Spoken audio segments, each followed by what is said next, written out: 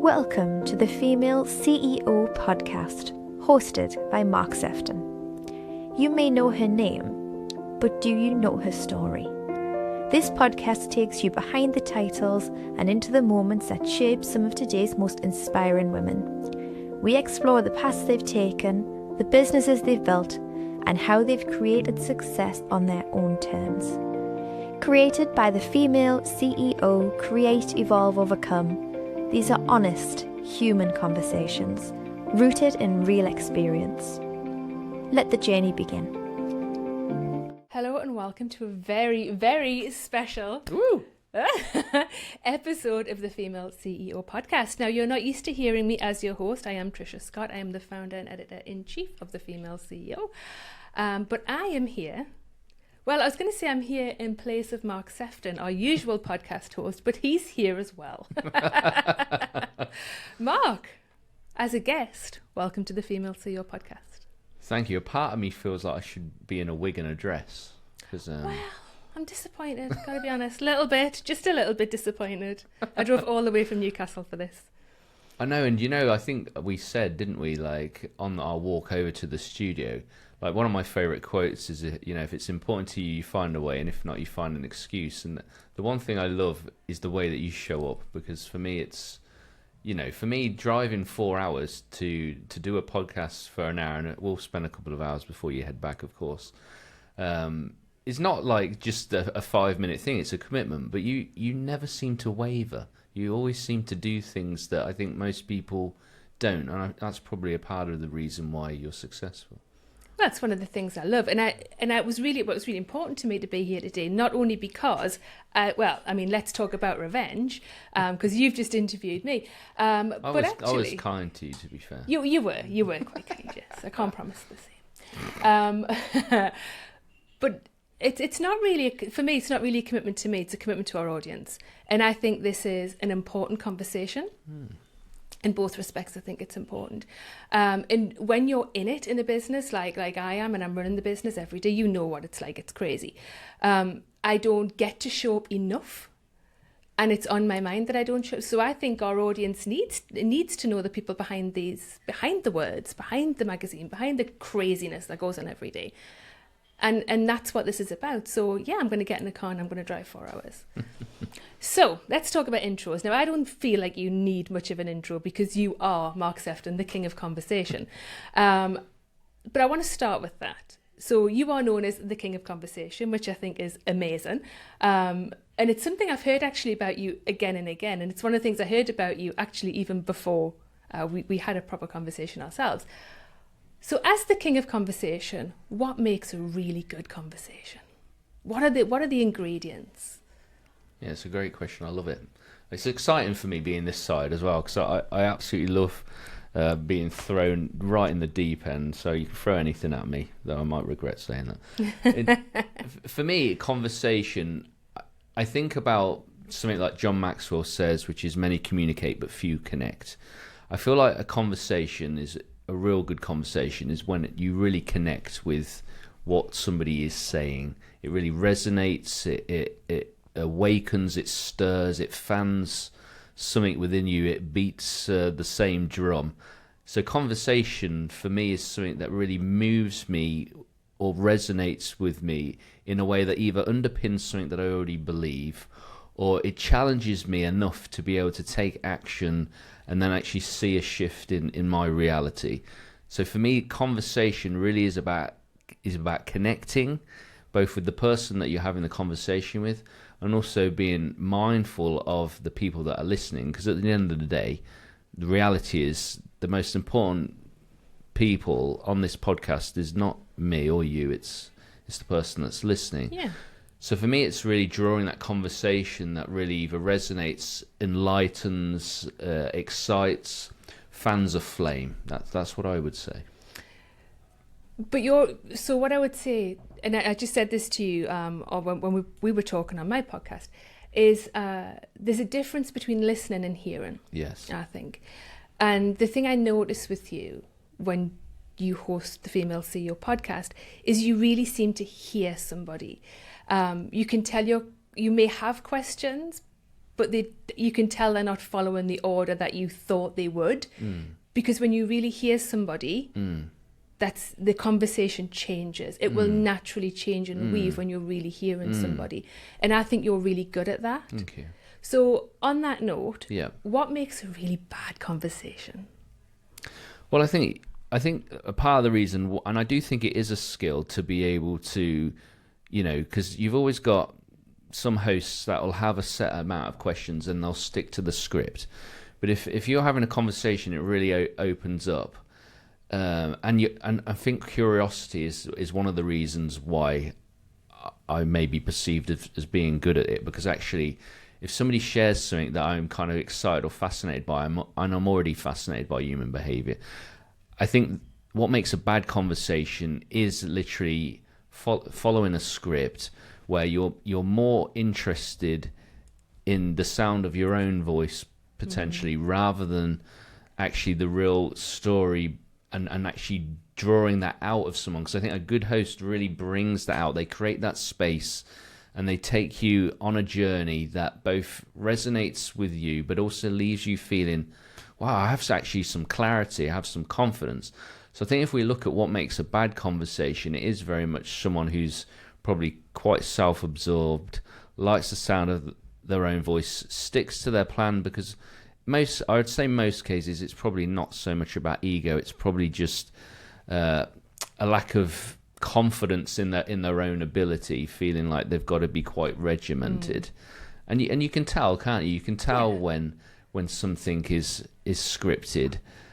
So I think it's ignoring, and sometimes, to be fair, because I have people listen to the Female CEO, and it's interesting because other women that I'm to record in the future, they've been listening, and a couple of them said, you know, I was really listening to a conversation you were having with one of the ladies on the podcast, and you said something really enlightening and really profound, but it completely went over their head, and they were like, oh, I would have loved for you to have asked me that question.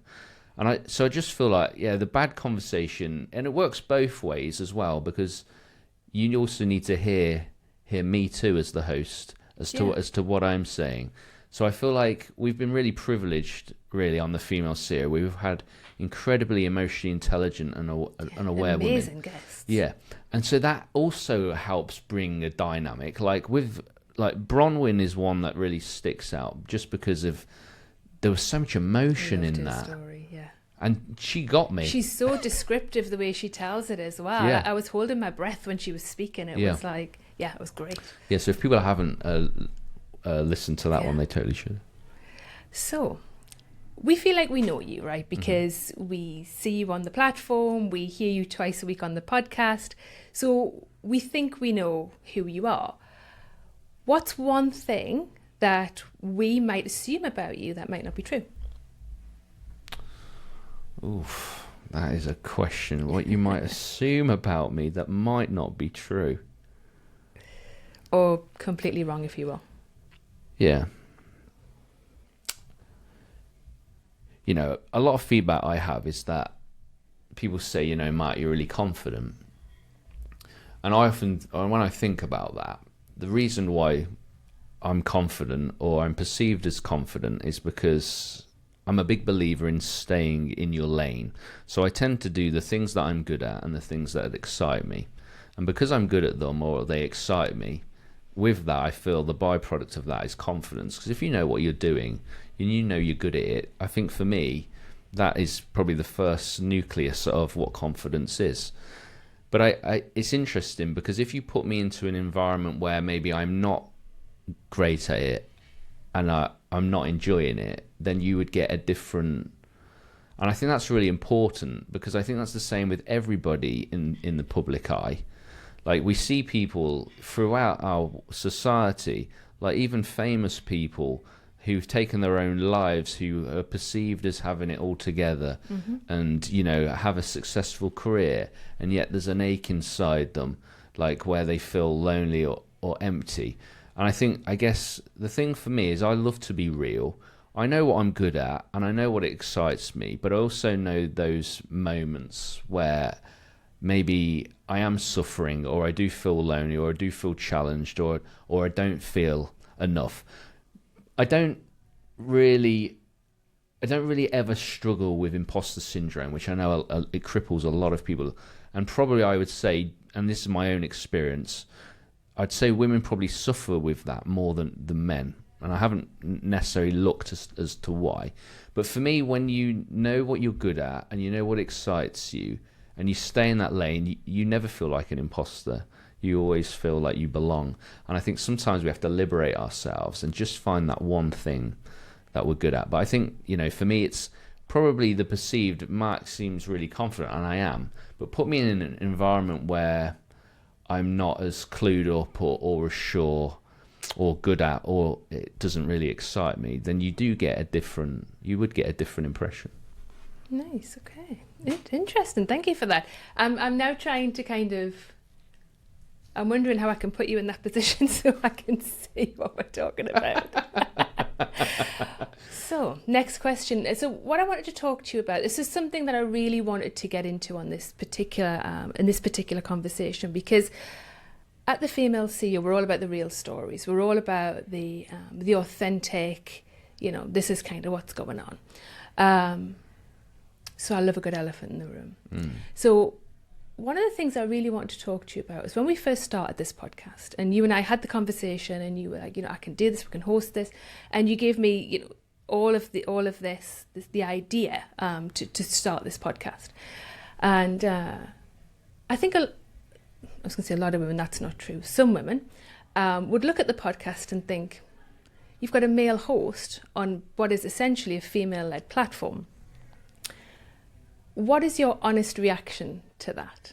Because I know what mine is, and I will talk about mine as well, but I would really like to know how you feel about being, we have the male editors, we know that, that's very important to us, but that you are the male host of a female leadership platform podcast.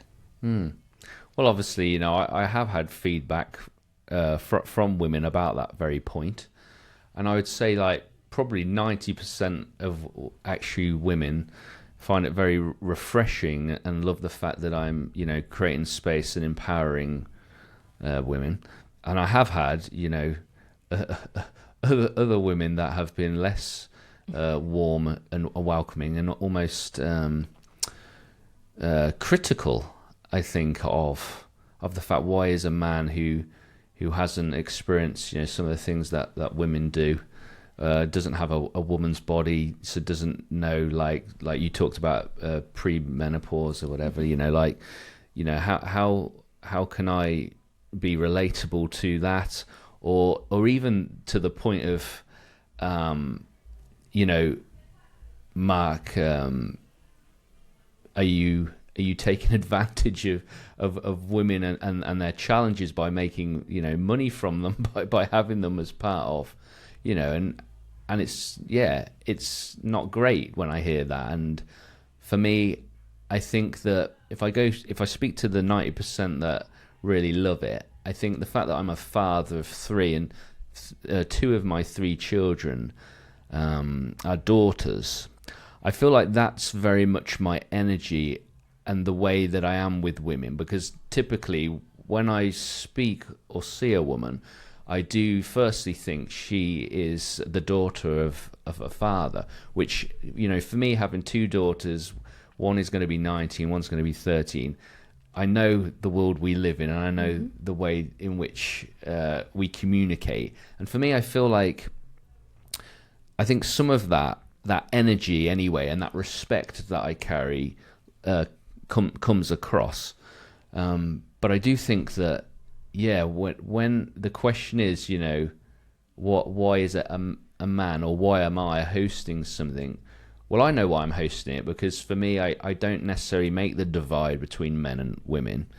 I also have that, like I said, I have 2 daughters where I feel like energetically and respect. I also enjoy the energy of a woman. I love the balance of the healthy masculine, the healthy feminine. I love the fact that, I'm happy to talk about this little point in terms of equality. When a man and woman do the same job, I absolutely believe in equality. I think interestingly, I don't believe men and women are equal. And what I mean by that is that there's certain things in life that women do way better than men. And actually men need to get out of the way and let the woman lead, let the woman own, let the woman express. And I also think vice versa. There's things that men do that women just need to get out of the way. And I feel like because I have that attitude, like, and I like to be around that feminine energy because it feels, it feels nice to be, tender and sweet and have a container of where you can actually do life, and there is that nice order. Because I feel like the world really has an identity crisis. So when it creates that dynamic of where it feels much more like a partnership, yeah, for me that's probably where it lands. I love that. I was thinking about this on the way down because I knew I was going to ask this question. For me, you are the best person for this job. You are the most emotionally intelligent human I think I've ever met. I love that you host our podcast. I love the balance that it brings to the voice of the female CEO, and I think that is so important to us, or to me, and to our community. The women who you interview love you. Like they tell me all the time how much they enjoy the conversation because you really hear them.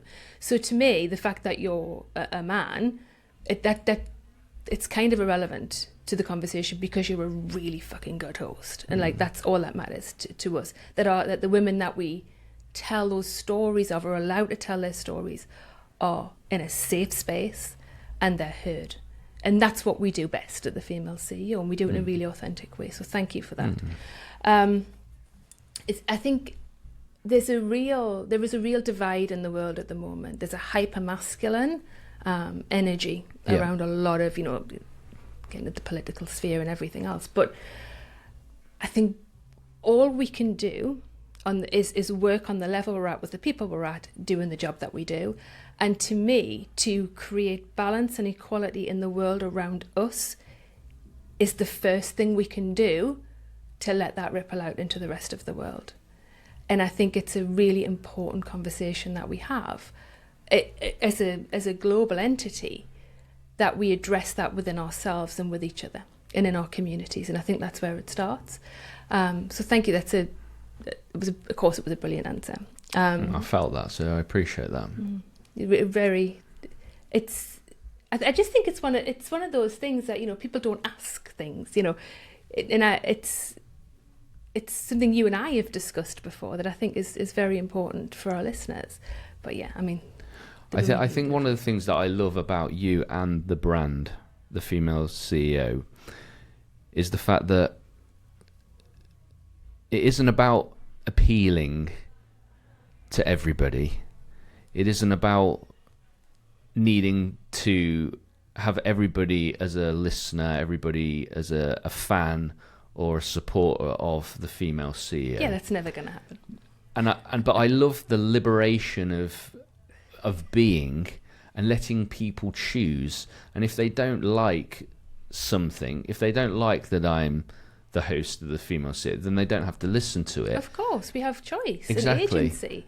But I love that liberation, and I've always felt that support, from you, which is something that I really value in you. The fact that we have the conversation, we make a decision, and then we move on. You only have to ask me like 30 times to do something, and it gets done, just like that. I think because I ask you a lot, you are like, I don't want him to ask 30 times, so I'm going to do it for straight away. Because I'm a little rotty with a bone. Yes, in my schedule is kind of crazy, so I get it. So just thinking about that, you obviously you host several podcasts. So you're as the king of conversation, your job is to converse and to talk to people. What do you think, having in conversations, not just in the Female CEO space, but in general, what do you think people are really craving in conversation right now? Like, what is the thing? Is it authenticity? Is it stories? Is it what do people need to hear right now? What is the vibe? Yeah, I mean that's an interesting one, because I feel like a lot of the people that we're featuring on the Female CEO at the moment, I would say a lot of them are in the healing space.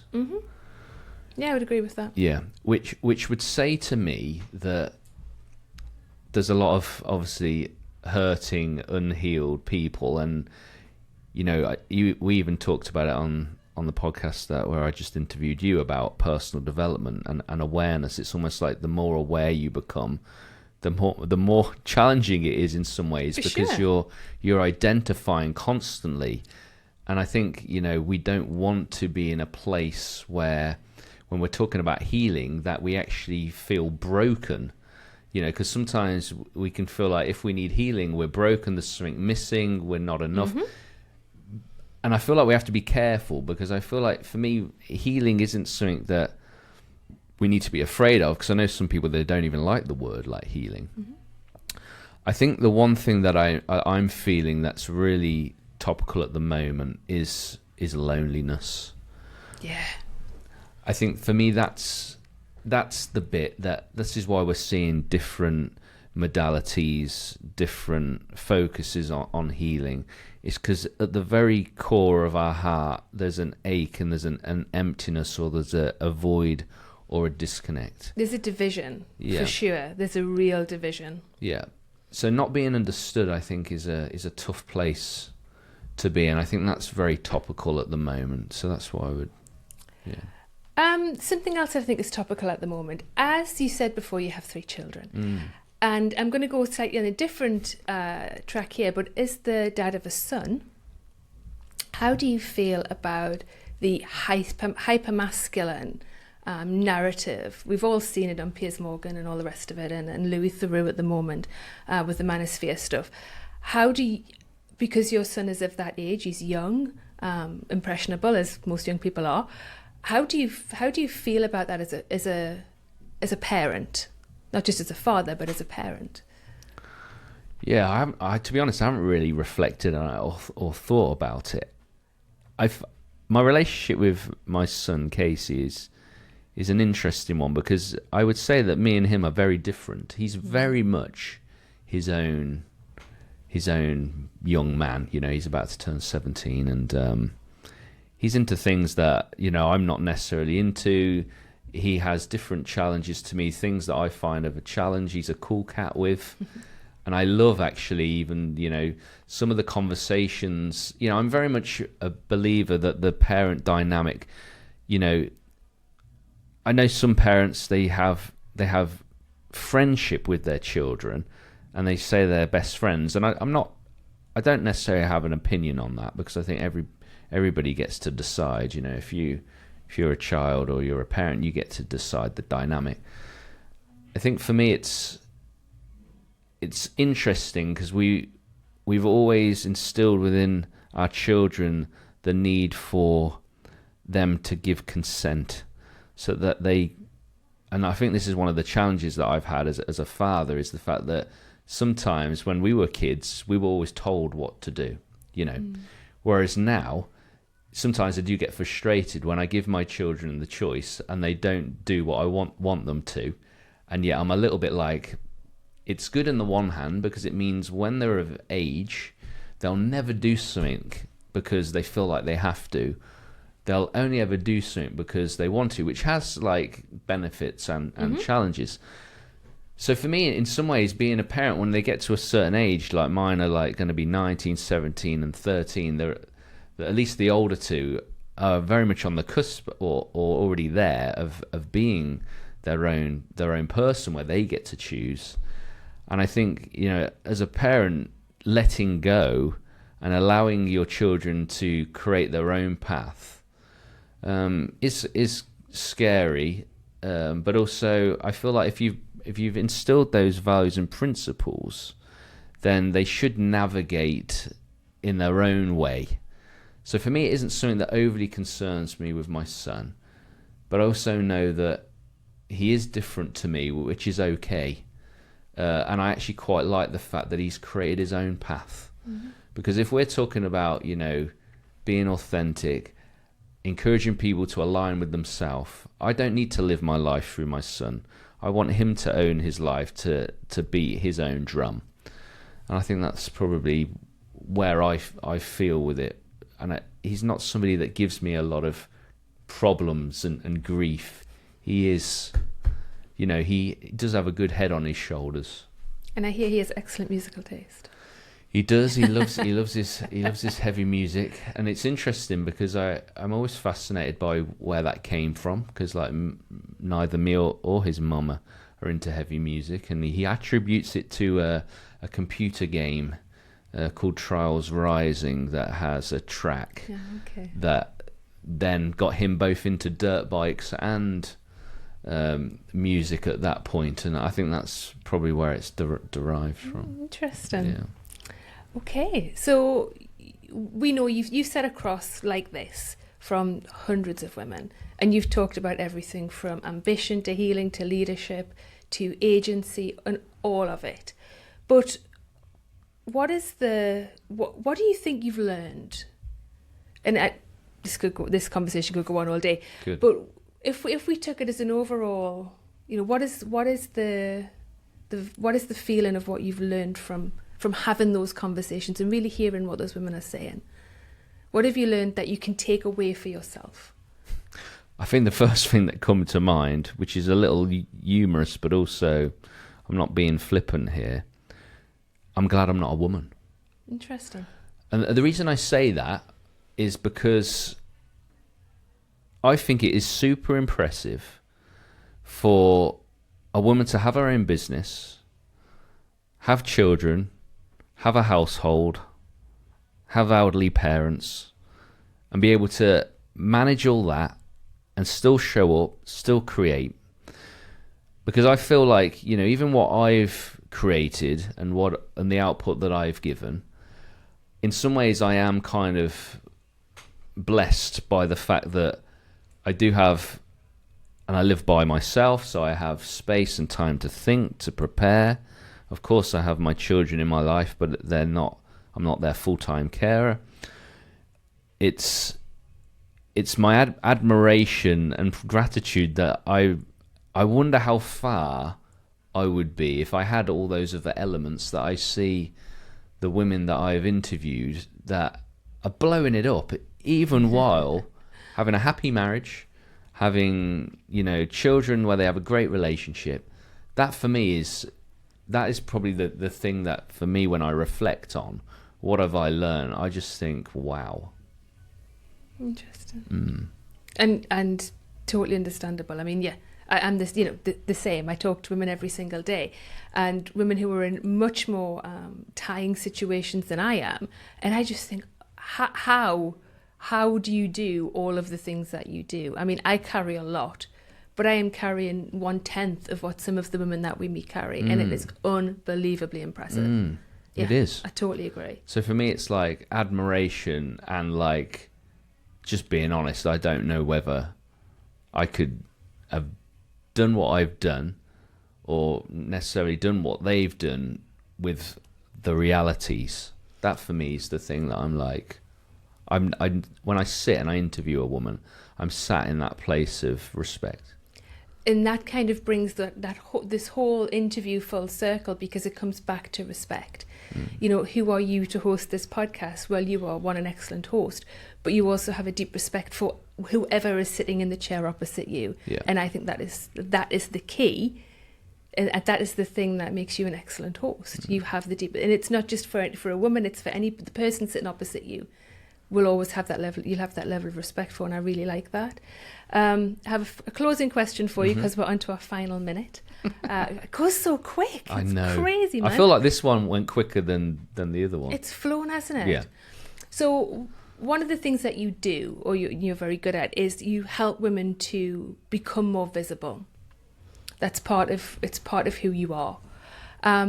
If there's a woman listening to this right now or watching this right now who feels unsure, who feels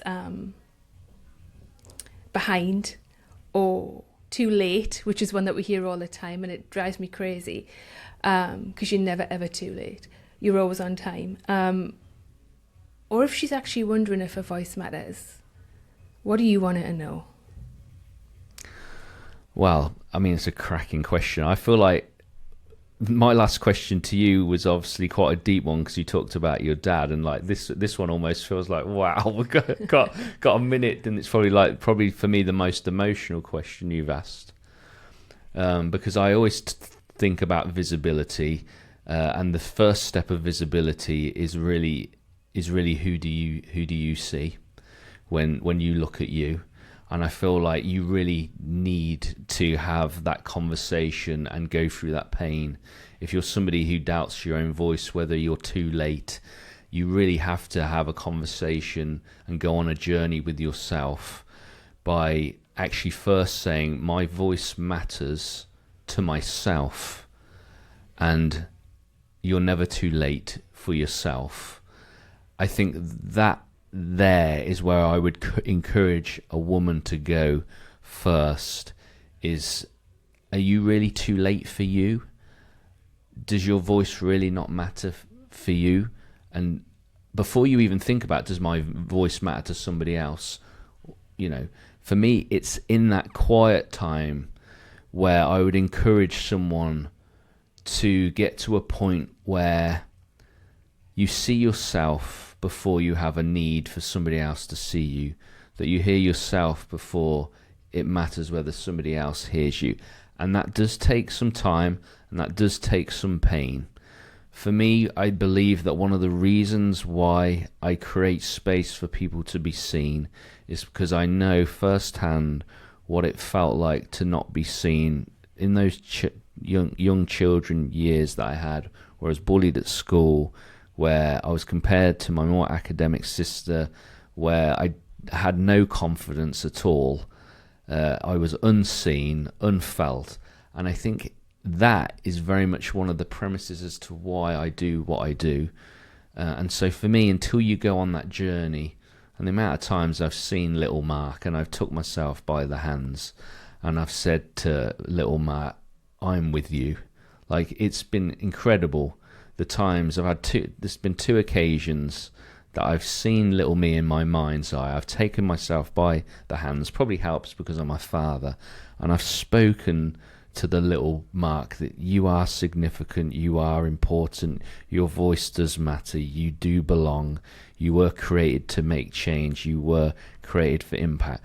And I feel like if you feel like you don't belong, if you're constantly self-sabotaging, you have to go and heal that little inner child of yours, because somebody else's approval, somebody else's validation is never going to satisfy you until we approve and satisfy and validate ourselves.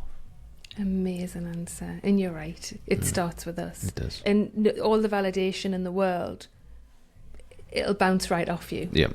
If you don't validate yourself. Exactly. Mark, it's been an absolute pleasure. Thank you so much. Thank you for all you do for the Female CEO and for our podcast and for our community and for all of the women who are lucky enough to sit down across the table from you, because I firmly believe you are definitely the right man for the job. I love that. And let's see if I can be the only man that appears on the Female CEO in its history. Let's see. Oh, I've got 3 male editors. Who knows? Thank you, Mark. Tricia. Thank you. You've been listening to the Female CEO podcast, created by the Female CEO Create, Evolve, Overcome. This podcast amplifies women's voices, stories, and lived experience. Subscribe on Spotify, Apple Podcasts, and on our YouTube channel, and discover more at thefemaleceo.com.